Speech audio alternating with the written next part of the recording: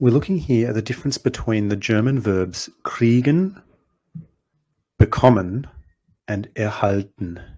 Now, the reason why the difference is important is because they're often translated into the same English word, which is get or receive.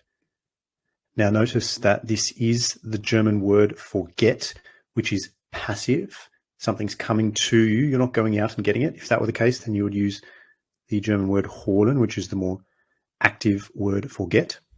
And I think the main difference between these verbs really is the tone or the register. Let's have a look. Eigentlich darf ich es dir noch nicht sagen, aber ich krieg den Job. Actually, I'm not allowed to tell you yet, but I'm getting the job. Now, in this sentence, we've got the word kriegen in the first person singular form, but notice that there's no E.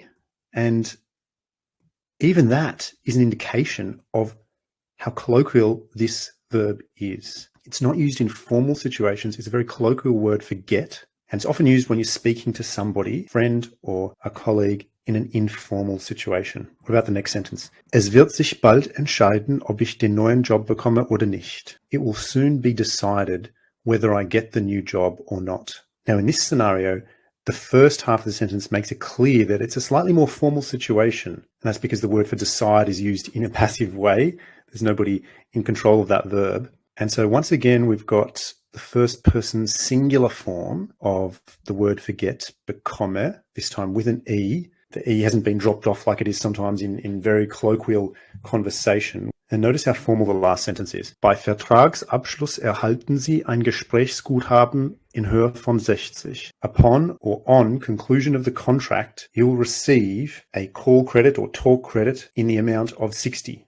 Now, firstly, notice, of course, that erhalten is being used here with the formal word for you, Sie. And that indicates the formal context in which this verb is more often than not used. This is not really translated by get, it's more translated by receive, which in English is that more formal version. Which one should you use? Well, definitely use bekommen as your standard word for get or receive when something is coming to you or being given to you. But in informal and colloquial conversation, kriegen is absolutely fine. And in a work context or in a formal situation, erhalten can be used where you would say something like receive or acquire in English.